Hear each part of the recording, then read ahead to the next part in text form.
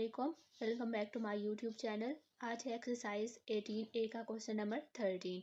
इनमें आपको फाइंड करना है रेडियस ऑफ गिवन सर्कल्स, जिसमें आपके पास आपको एंगल गिवन है और सेक्टर का पेरीमीटर भी गिवन है। ठीक है, अच्छा अब देखें, अब आपको यहाँ पे क्या फाइंड करना है। इस वाले माइनस सेक्टर का फाइंड करना है, तो आपके पास माइनस सेक्टर का पेरीमीटर भी गिवन है और आपके पास इसका एंगल भी गिवन है। माइनस सेक्टर वो होता है जो छोटा होता है, उसको हम माइनस सेक्टर बोलते हैं। ठीक है, तो आपने सिंपल यहाँ पे देख लें, आपको क्या फाइंड करना है, आपको रेडियस फाइंड करना है। रेडियस, पेरीमीटर और थीटा आपके पास गिवन है, तो आपने देख लेना है कि उसके अकॉर्डिंग आपके पास कौन सा फार्मूला है।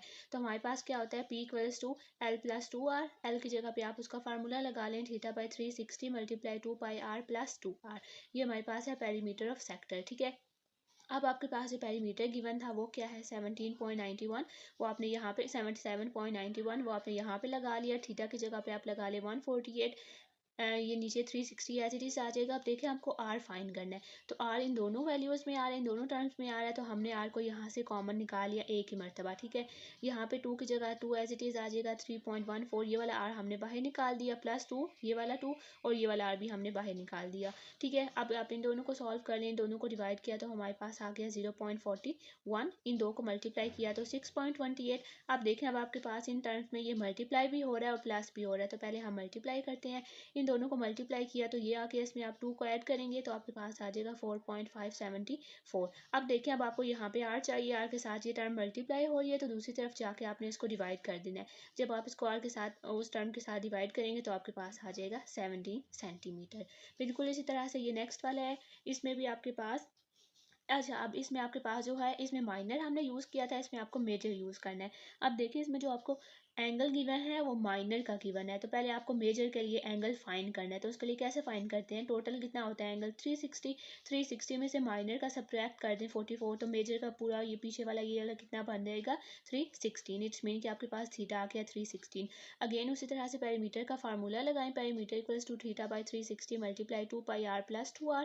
यहाँ पे थीटा की जगह पे अब 316 आ जाएगा, 360 2π 3.14 और आर अगेन हमने यहाँ से कॉमन ले लिया। अभी आप यहाँ पे इन दोनों को मल्टीप्लाई करेंगे और इसके साथ डिवाइड करके जब मल्टीप्लाई करेंगे तो आपके पास क्या आ जाएगा, इसमें 2 ऐड करें तो 7.512 आ गया। अगेन आपको यहाँ पे आर चाहिए था, तो वो आपने यहाँ ले जाके इसको डिवाइड कर देना है। डिवाइड करेंगे तो आपके पास आ जाएगा 37 centimetre equals to R. Next है आपके पास ये 14 में अब आपके पास ये फिगर गिवन है। ठीक है, इसमें से आपको फाइंड करना है ये जो शेडेड रीजन है, इसका आपको फाइंड करना है पेरीमीटर। ठीक है, तो पेरीमीटर में देखें, अब आपके पास ये यहाँ पे वैल्यूज़ गिवन है, पहले हम ये देख लेते हैं। अब आपको इस वाली का पेरीमीटर फाइंड करना है। पेरीमीटर में आपके पास जो भी उसमें आउटर लाइन्स इन्वॉल्व हो रही होती हैं वो सारी आपने बीच में ऐड करनी होती हैं। अब यहाँ पे देखें तो आपके पास क्या क्या है, एक ये वाली लाइन है, ये वाली लाइन आपको फाइंड आउट करनी है, ये वाली लाइन फाइंड करनी है, ये वाली लाइन और ये वाली लाइन। ठीक है, अच्छा अब देखें, अब आपके पास बुक में ये वाला जो P O और Q है, OQ ये वाला पूरा 17 गिवन है। अब देखें, जो आपके पास रेडियस होता है पूरे सेक्टर का, अगर हम ये पूरा सेक्टर लें तो रेडियस तो सेम होगा ना, इस साइड का भी और इस साइड का भी। तो इट्स मीन कि अगर ये पूरा 17 है तो ये वाला पूरा भी 17 हो जाएगा। ठीक है, अब देखें यहाँ का इतना आपके पास 8 है, तो पीछे ये वाला कितना होगा कि टोटल 17 बनेगा, तो 8 में कितना ऐड होगा कि ये हम पूरा 17 बना सकते हैं, तो 8 में 9 ऐड हो जाएगा। इट्स मीन कि ये वाला इतना भी 9 है, तो अगर वो वाला इतना 9 है, ये वाला इतना 8 है, तो इट्स मीन कि ये वाला इतना भी 9 है। ठीक है, इट्स मीन कि ये दो साइड आ गई, ये वाली साइड भी 9 है, ये वाली साइड भी 9 है। अब हमें ये वाला छोटा फाइंड करना है और ये जो बड़ा सेक्टर है इसकी हमें ये लेंथ फाइंड करनी है। तो पहले अब हम ये छोटे सेक्टर की लेंथ फाइंड कर लेंगे। किस तरह से लेंथ फाइंड करते हैं, बिल्कुल वही जो आपके पास फार्मूला है, एंगल ए और बी हमने पहले फाइंड कर लिया। जो छोटा था आपके पास वो क्या है, L equals to theta by 360 multiply 2πr। Theta आपके पास क्या है 60, दोनों जो ट्राइंगल्स हैं, जो दोनों एंगल्स हैं उनमें आपके पास थीटा 60 ही है। 60 बाई 360 मल्टीप्लाई 2πr।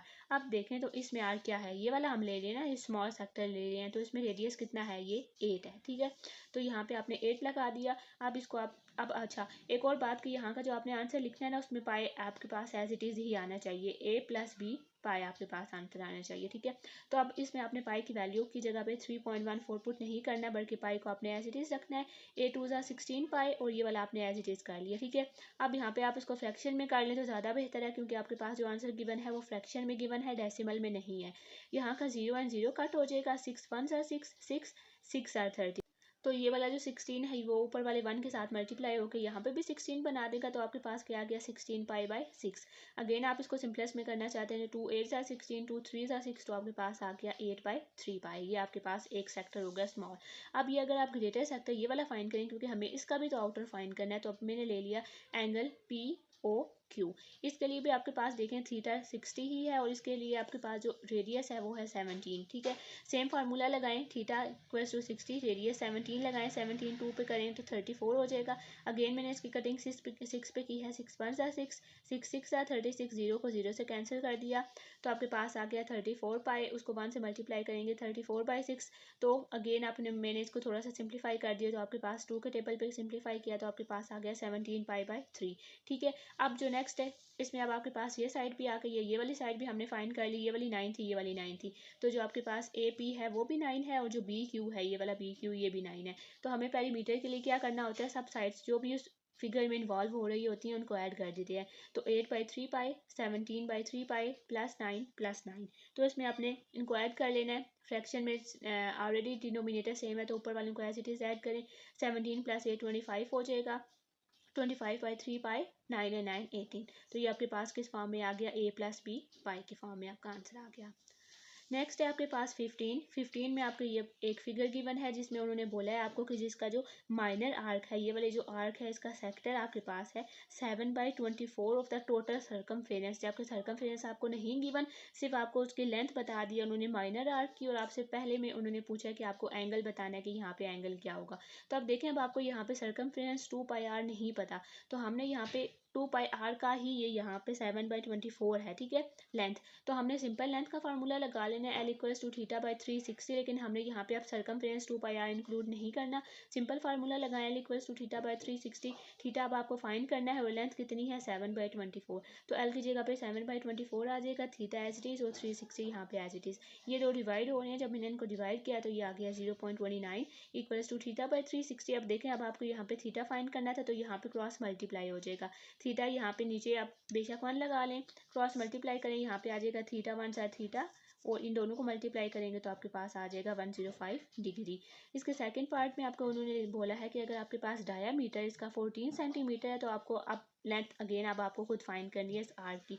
अगर डायामीटर आपके पास 14 है, लेंथ फाइंड करनी थी, लेंथ का फार्मूला लगा लिया, theta L equals to theta by 360 multiply 2 pi R, L as it is आ जाएगा क्योंकि फाइंड करना है थीटा। अब आपके पास पिछले क्वेश्चन में इसका कितना निकला था, पिछले पार्ट में 105, तो थीटा की जगह 105 आ गया, 2 पाई की जगह पे 3.14, रेडियस आप देखिए डायामीटर है 14 तो रेडियस उसका हाफ हो जाता है, तो रेडियस क्या हो जाएगा 7, इन दोनों को इन तीन को आपने मल्टीप्लाई किया तो आ गया 43.96, इन दो को डिवाइड किया तो ये आके दोनों को जब आपने क्लास में मल्टीप्लाई करेंगे तो हमारे पास आ जाएगा 12.8 सेंटीमीटर।